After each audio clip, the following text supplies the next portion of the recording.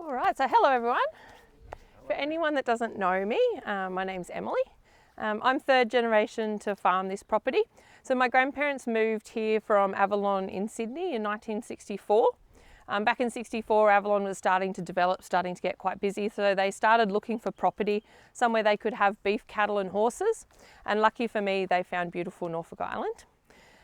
So I was born here and grew up on the farm with cattle, and my dad always has grown all of our produce, so we've always had these edible gardens. When you look around, everything you see growing is edible. In our family we've always grown our fruit and veggies, catch fresh fish, and now we've got our beautiful fresh goat's milk and cheese. So I'll just tell you a bit about what made me decide to become a goat farmer. I've done many things in my life, studied photography, so I was a photographer after school, did that for many years, did a lot of the wedding photography on the island for probably about 15 years. Also worked lots of other jobs as well, so I was a flight attendant for 6 years, worked for Norfolk Air. When Norfolk Air was coming to a close, I started to think about what I was going to do with myself. And I saw a documentary on SBS about two ladies that were making goat's cheese in Victoria called Holy Goat. And when I saw the documentaries, the ladies were having a terrible time. They were in the middle of a shocking drought. Goats were dying. They were in tears, telling everybody what a tough, hard lifestyle it is. Somehow in the middle of the show, I thought, well, that's what I'll do. So I applied for a Churchill Fellowship, research grants the Australian government puts out each year. And Norfolk's guaranteed one fellowship every year, which is really awesome. So in Australia, you're up against the whole of Australia, which makes it very difficult. Here it's a much smaller pool, and I think they've been struggling for applications of late because they've been asking the previous fellows to really advertise it and get some more applications in. But yeah, if anyone has any ideas or wants to be starting something, I'd really recommend that you go for Churchill Fellowship. What it is a educational fellowship, and they encourage you to travel anywhere in the world in whatever field that you're interested in, and you can go and study that. So you can go and stay places and visit whatever you're interested in, and they cover all of your costs, so all of your flights, foods, accommodation, everything along the way. So I was lucky to get a Churchill Fellowship in 2011, I think. And that took me to work at two properties, Mainridge Dairy on the Mornington Peninsula, and then up with the ladies at Holy Goat, who are up near Bendigo. So it was an amazing experience for me, and everything I learnt from the fellowship is what I brought home and trying to follow with the cheese making and organic goat farming. So when I got home, the first thing I needed was goats. So these are the only goats on the island. So it was a new industry for Norfolk and a new business for us. So lots of learning along the way. The girls arrived in 2013, right about the same time as our first son. So Charlie, he's just about to turn 10. He was one of the first babies that we had to leave the island to have. Previously, babies were born here, but Charlie was one of the first ones that we had to head off island to have. So a bit of a stressful time. We had to head off island. The girls arrived one day before we flew out to have our son. So it was a matter of handing them over to my dad. My poor dad, he'd never seen a goat before in his life. So we brought in 4 does and a billy goat originally. So they came on the plane down below at 6 months old. And from there, we just had to grow them big and strong. And then we were able to put them into kid. Once they kidded, we could start to practice our milking and cheese making. So the goats start working at about 2 years old. We put them into kid, and then they can start working. So that's where we started from, bringing in just 4 does and a billy goat. From there, we have been growing our herd. So putting them into kid each year, we've had to bring in additional does, and I brought in additional does, and then the Australian government stopped us importing live ruminants to the island. So that really threw a spanner in the works. What's the reason for that? They were worried about Johne's disease. So we tried the whole cattle association, the vet. There's a whole group of us that tried really hard to get this changed for probably about 3 years. We met with all ministers and hosted luncheons and all sorts of things And you could never get it changed. So as a result of that, we did AI, artificial insemination. That was very difficult when we did it because there's no liquid nitrogen generators on the island. So when you bring in your semen, it comes in a holding tank, and you have to have all of your stock cycling together. So it's a whole program before that gets here with the vet. You get them all cycling together, and then you bring in your tank, and everything has to line up exactly, because if you run out of liquid nitrogen, then your sperm's no good and your goats won't be cycling, so you have to start that process again. So we attempted that. I flew in a vet because Candice, the vet here, had never done AI on goats before. She wasn't 100% certain she would be able to do that. So we flew in a vet. She was meant to come on the same plane as the tank, but with our freight issues, the tank got offloaded and the vet got on. So I ended up with a vet here and a whole bunch of horny goats and no semen. So that was all thrown out the window. Luckily, yeah, so that cost me about $8,000 and got nothing out of it. But luckily the vet, while she was here, she gave Candice, we all went up there and had some lessons. And then, so we had to start the program again. You have to leave the goats to cycle for one natural cycle and then get them recycling again. Flew in the tank again, and Candice did the program for me, and we were lucky to she did an amazing job, and we got 1 buck and 2 does out of it.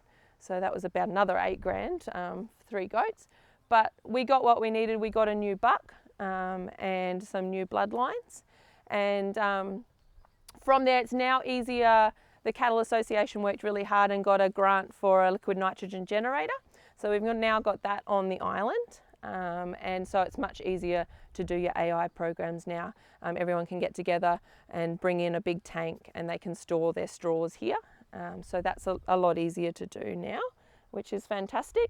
But yeah, so we've had our breeding program over the years. We're at about 21 goats now, and the goats are doing really well, fitting in really well with the lifestyle of Norfolk.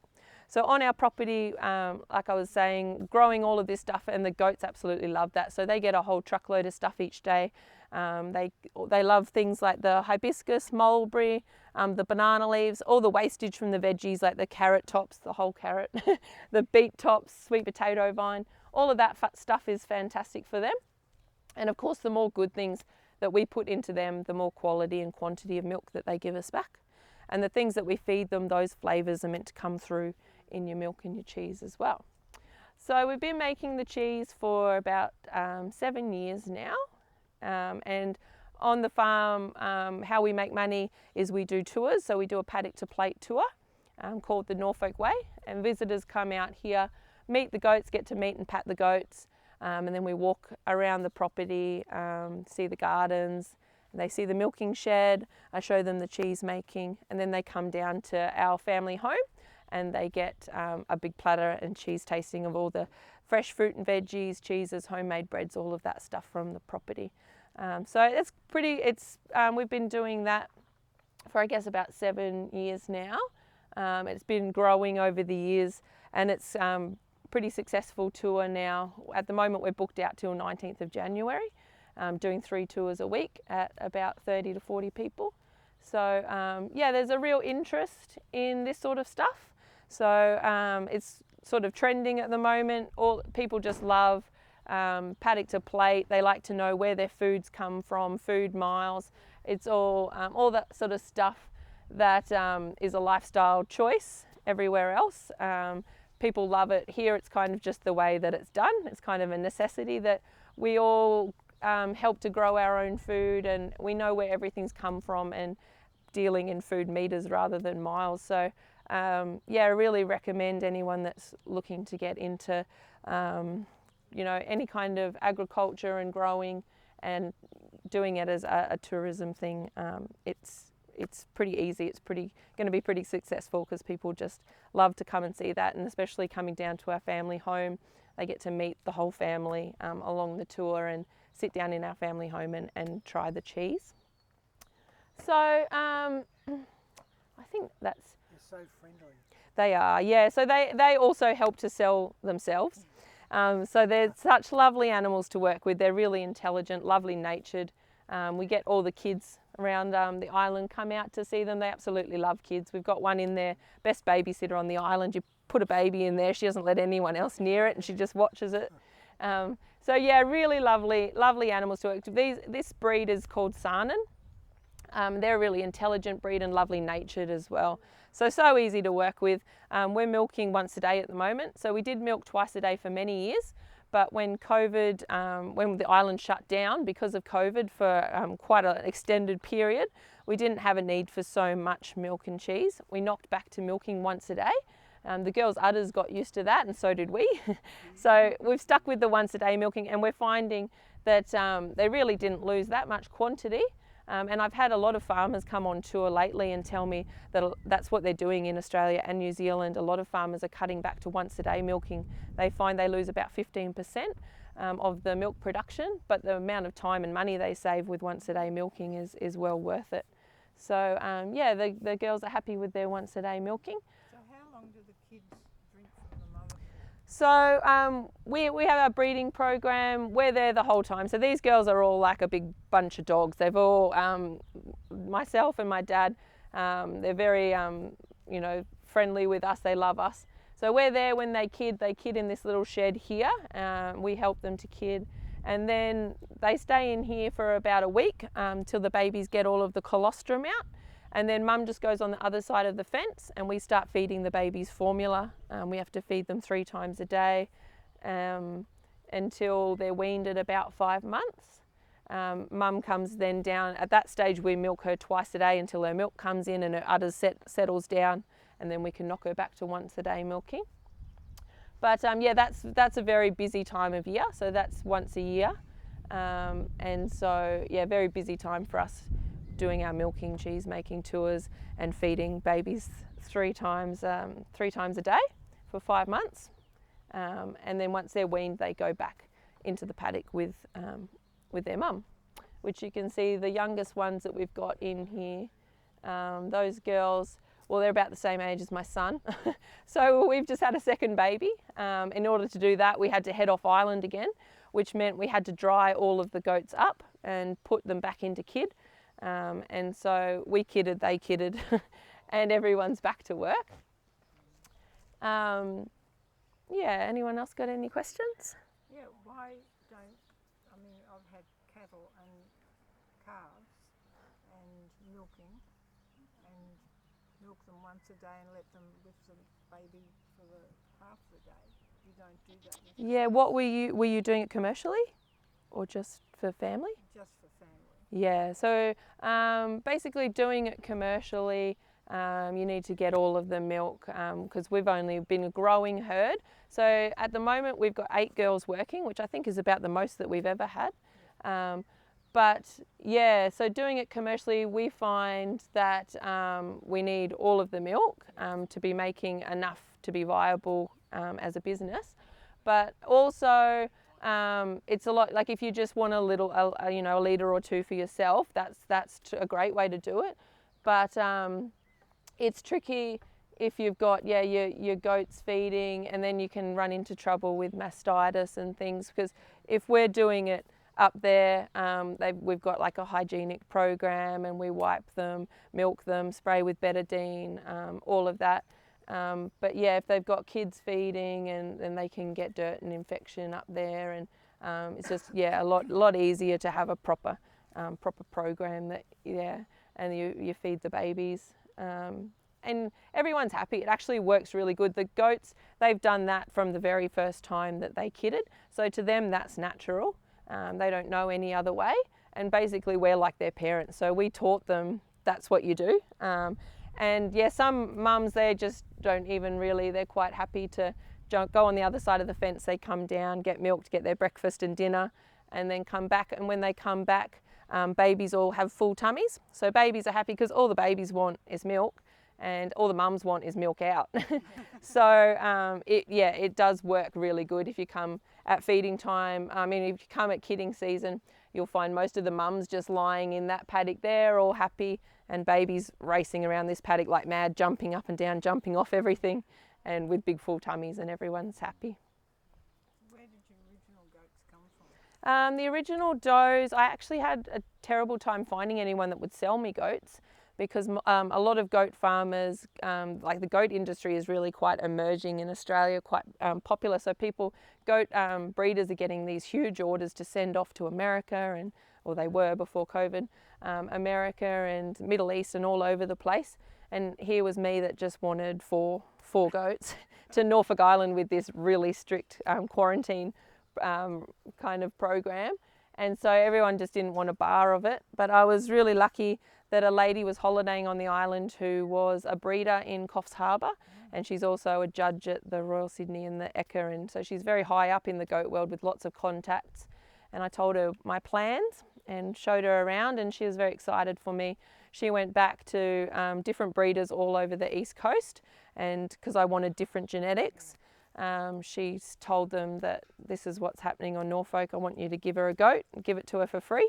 And that's what they did. So, so lucky. That was a very big piece of luck for me. So I got it from the best breeders all across the east coast of Australia, four does and one billy goat. And yeah, so they came in, and then we just grew the herd from there. Yeah. With you being so booked out, are you using all your own product, like most of your own product that you're making? Yeah, yeah, we are. So we haven't been able to drink fresh goat's milk since we started, really. Yeah, it all goes into our product, all goes into our cheese, also making an organic skincare range as well, which is doing really well, really popular. So yeah, all goes in. We've got a little bit of fresh milk we're putting aside for the family at the moment, and for our son, he's 17 months old, and he's on the fresh raw goat's milk, drinking that for his bottles twice a day. So that's nice and handy. But yeah, all other milk goes into that. And at the moment, yeah, being so busy, this is our busy season.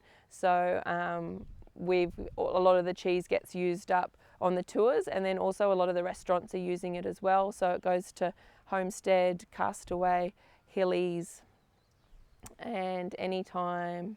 Yeah, quite a few of the restaurants and cafes. So I kind of do tours and deliver my weekly orders. And then at the end of the week, I was selling it at Slicks and Sons. Anything that was left would go in there on a Saturday and would get snapped up pretty quick. But yeah, I've got to find a new place, probably put it into Foodlands. I think maybe try and get it into the deli and foodies. How much cheese are you able to produce? Yeah, we can go for a little walk now. We can head on past the milking shed and have a look at the cheese. I've got some cheese on the table there. But at the moment, the girls, I'm getting about 15 litres of milk per day. We've actually got 7 girls milking now, not 8. So getting about 15 litres of milk per day. And with that, I'm getting about 12 cheeses, 12 like 200 gram cheeses, and then about 3 big tubs of curd as well. So we can go for a bit of a walk, and I can show you what I mean by the chev and the curd, and show you where I do that process. Any other questions while we're here? Is your billy goat in here now? No. So billy goats, when you leave today, you go around the corner, and then as you're just going down the hill on the right hand side, the billy goats are in there. There's 2 boys. They're huge. They're about probably, yeah, 2 boys of different genetics. They're about that big. The boys, they're just coming out of breeding season. So the goats have a breeding season for 6 months of the year. And during that breeding season, the boys are terribly smelly, absolutely stinking. So the smellier you are as a billy goat, the more attractive you are to the ladies. So they're absolutely disgusting. Luckily, they're just coming out of that season, so they're starting to clean themselves up. But you can't keep your billy goats with your milkers. If you do during that time, the smell actually taints the girl's milk. They call it a bucky flavour. And if you've tried cheese or milk goats that has that strong flavour that you can taste in your throat, that's if your bucks are kept too close or your milk's not fresh. So on our farm, we're turning our milk into cheese the day of milking, serving the cheeses straight out of the mould, and keep the billy goats far away. So we've got a little cheese tasting if anyone wants to try some of the cheese today, and you'll notice that it's a very mild cheese. There's none of that bucky flavour. Any other questions before we go? Nope. This is our little milking shed. So saying that we're milking once a day, so we get up with the sun. So at the moment we're milking at about 6 o'clock. The girls absolutely love their job. So like anyone that knows that's milked animals before, they're always ready there in the morning, happy to come to work. The girls are really intelligent. They've got their little order and hierarchy. So the first two go up, stand at their same spot, get their breakfast. The others will come and stand in their same little corner and wait their turn. They know who goes next. So really they could do the whole thing on their own. They don't even really need us. We've got a little portable bucket milker in there. So no hand milking, only when the power goes off, which does happen sometimes, which means we have to hand milk, which means I'm usually not home to make breakfast for the family. But little portable bucket milkers are fantastic these days, really reasonable. We've got a couple of machines there in case one breaks down, but you can get them for about $2,000, and they just plug into the wall, and it's got the little billy on wheels, and the lines come off with the cups, and you just flick the switch and put the cups on and it milks it for you. And so yeah, they're fantastic. I come to work at 6 o'clock, milk the 7 goats, do my cheese making, we go out and cut stuff for the goats, and I'm usually home by 7, so an hour to do the whole lot. And so yeah, I think that's about it in there. Any questions with the milking?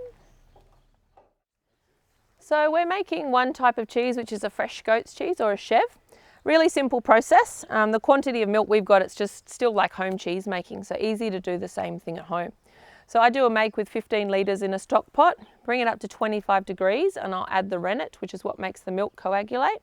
The culture I'll mix with a little bit of warm milk the night before and let it sit on the bench top. That will turn into a yogurt consistency. I'll pop that into the bottom of a plastic food bucket and pour the 15 litres of milk on top. Put the lid on, just let it sit for 24 hours, and it's going to turn into curds and whey inside the bucket overnight. So once my curd is ready, I ladle it into a plastic mould, which I'll show you. It drains on the bench top for 12 hours. We turn it halfway in between. When it comes out of the mould, it's ready to eat. And like I was saying, the sooner you eat, the sooner you use your milk, the better with our fresh cheeses. So milking them and turning it straight into cheese, and then serving the cheeses straight out of the mould. So I'll just go in, I'll just give my hands a good scrub, and I'll just show you a cheese. So that's my mould there. So chev just takes the shape of the mould. So that's our chev. I'm also making a fresh curd as well, which only drains for 6 hours rather than 12, which will make a lovely soft spreadable cheese. So your process of cheese making is separating the fat from the protein in the milk. So the cheese or the curd is the fat, and then the whey is the protein. And that's the whey there, just scooped out of the bucket down below. So that's the milk, just with the fat taken out, all of the protein from the milk. Really healthy product and really valuable as well. So we can use it for cooking. Anything that calls for stock or milk, we can use the whey. Makes beautiful bread, scones, water it down, use it on your veggie garden. Also makes lovely drinks, so you can make probiotic drinks, lemonades. In Australia now they're making vodka and different alcohols out of the whey as well. So lots of uses for the whey. I do a fresh curd. It just drains for half the time, but we've got some down at the house. I can show you the difference between the curd and the chev. Just a different mould. It's more of a bucket mould. Only drains for 6 hours. We tip it out, give it a stir, and that makes a soft spreadable cheese. Whereas the chev is that one that I just showed you. So also making a skincare range, as I was saying. The skincare we fell into a bit by accident. When our son Charlie was a baby, he had a terrible rash on his face. Was spending all this money on different cosmetics, finding most of them made it worse. So I started to play around, make different concoctions, mixed raw oats with the milk and let it soak up in the fridge. It would make a nice soft paste. And then I was using that and it was working great for my skin. So we've got a biochemist on the island, Marty Goldsmith. I talked to him, told him the story with Charlie, and the goat's milk's working, all these other things aren't. So is it possible to make product with all of the good things and none of the harmful irritants? So that's what we did. We made a face moisturiser, a body lotion and a cleanser with good things like the goat's milk, Norfolk honey. and none of the harmful irritants like your fragrances, alcohols, nasty preservatives. So the skincare is actually doing really well now. People using it for eczema, psoriasis, rashes, people with super sensitive skin, all that sort of stuff. So a lot of people that come on our tours buy the skincare, take it home, love it. And so we've got a website now and doing a lot of orders, sending it off all over Australia as well. All right, we can come down and try a little bit of cheese.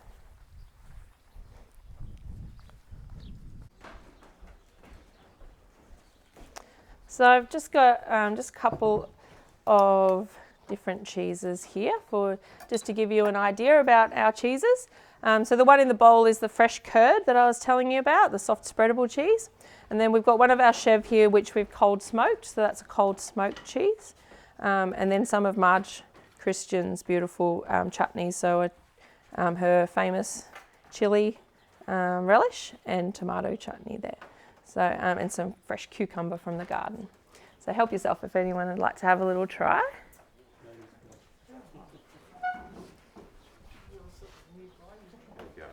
Hey, how are you, Nay? Yeah, good. Some of the kids that we saw, it must be 6 months ago. Yeah, the little ones, yep. Yeah. All grown up now. Well, these kids are remarking it. They all got a bit bigger. Yeah, it happens quickly, doesn't it? Yeah.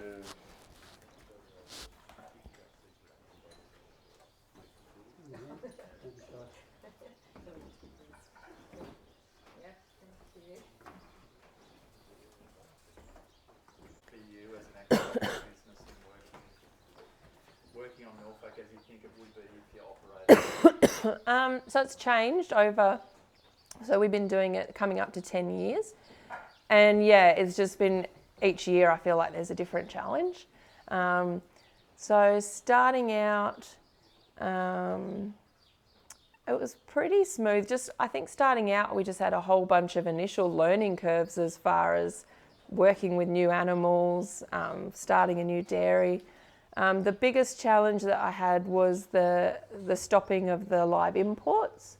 That was definitely my biggest challenge for a long time. Now they've kind of worked that one out to a certain extent. At the moment, my biggest problem is freight and getting in goat pellets.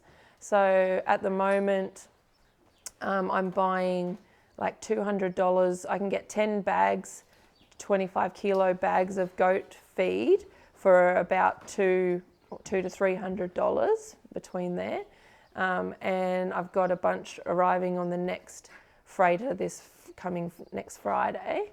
And I just paid my bill and it was $1,400 freight for $200 worth of feed. And I'm doing that every 10 bags of feed will last me about 2 months. So paying out that amount of money in freight every 2 months, which would just basically send you broke. We're basically working for free now, just to feed the goats, which you have to do. Dairy goats, the same as your chooks. So Cassie and Rebecca are facing the same thing, which is why we're paying what we are for eggs, because you have to feed the feed to chooks for them to lay, and you have to feed dairy goats the proper nutrition for them to be producing the amount of milk that you need. So yeah, it's an essential service, and that's really killing us at the moment. So yeah, if that got fixed, it would be smooth sailing until the next thing came up. Is there any way that you can grow your own? So that has been looked at in this food security program. It was a thing that came up, why don't we just grow our own stock feed on the island? Totally different needs for each animal, and different stuff goes into each product. It would have to be an absolutely huge operation, be growing all kinds of stuff. You also need to import different minerals, vitamins. You'd need a big factory set up to be producing it. The amount of animals that we have on the island, I can't imagine they'd make any money. So no, I don't think it's viable. It was something brought up and people have said, yeah, that would be awesome. Talked to my dad about it. Yeah, he was like, there's no way that they would make any money. It would be a really tough job to be growing all of that stuff, and you'd need a proper setup to be producing it. And I can't see them making any money. Like for the cattle and stuff, like we've always grown different feed. As far as in the paddocks, we grow lucerne and all different kinds of grasses. So that's great to be doing that for your feed. And they've, like Jap used to make hay out at his place. Dad tried it in the early stages, but he found his hay always went mouldy because of the humidity. He never had any success with the hay. But yeah, as far as actually making pelletized or you know, the right feed for chooks, pigs, goats and cattle, yeah, I'm not sure that it would work. I'm sure there's a way. But Yeah. I empathise with you. Yeah, and I guess, yeah, if you're taking into account the cost of freight, like I said, like 10 bags of feed in Australia, they're paying $200. That's right. Yeah, but here, if you want to buy that from someone growing it, you'd want to be paying them more than $200. Yeah. So. There was similar feedback from, so Phil and Teddy at their farm used to have pigs. They stopped doing that. We sort of, through this process, asked them the same question. Is there any way that you see of being able to viably grow your own stock feed?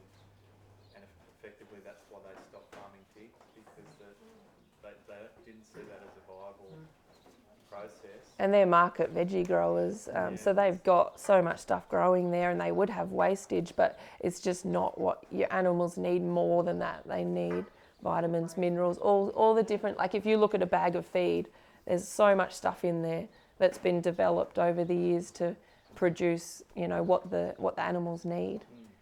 So it's more than just growing a paddock of corn or something like that. Yeah. Is that freight cost partly a result of them not allowing feed to come out of New Zealand now? Most of the stock feed used to come out of New Zealand. I know Cassie, she used to get all of her chook feed out of New Zealand, and it was a much higher standard. The stuff that she's getting out of Australia now is full of like mites and stuff like that. Yeah, yeah.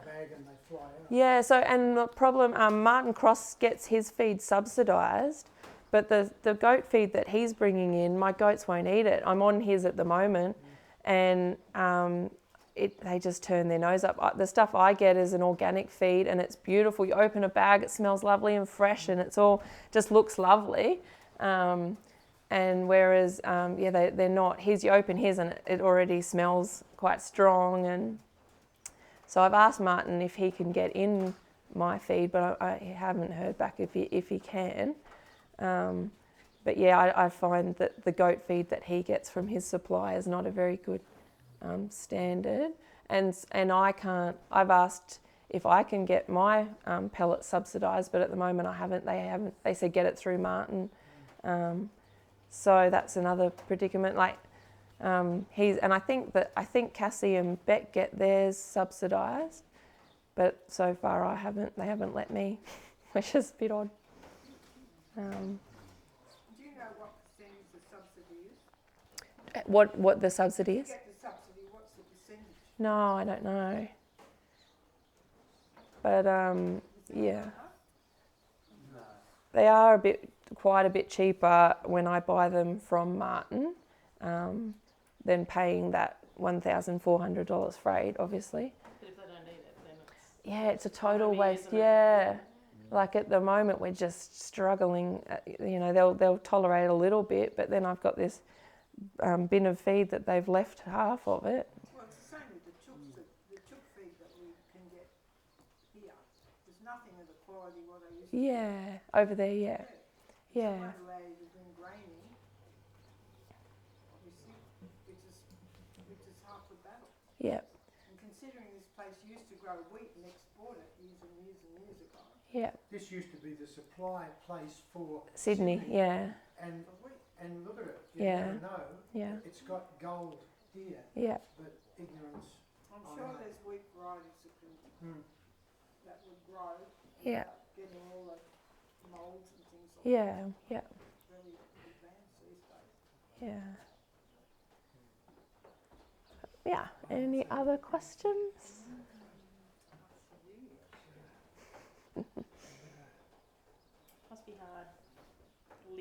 the same place where you're working too, like to switch off from work?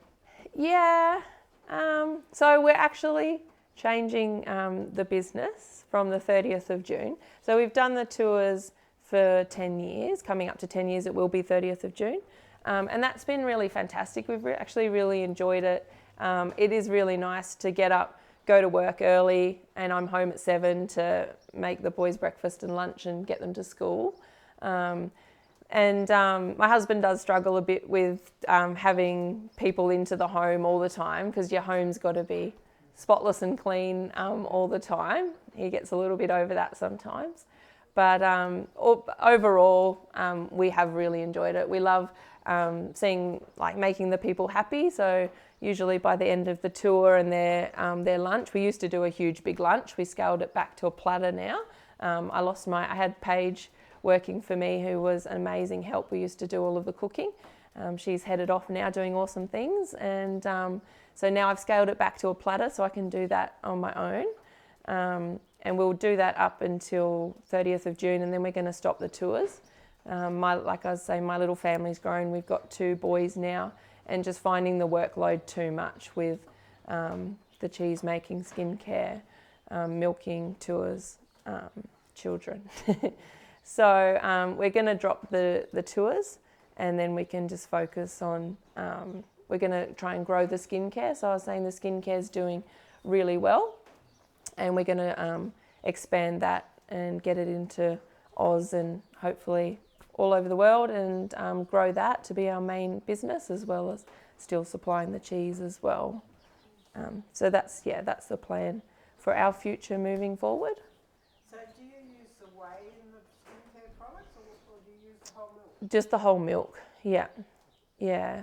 I have people have said you should be using the whey for different. I did actually make a shampoo and conditioner with the whey originally, but found that the shampoo and conditioner wasn't selling as well as the skincare. So we dropped that, and we've stuck with our 3 products that have been really successful.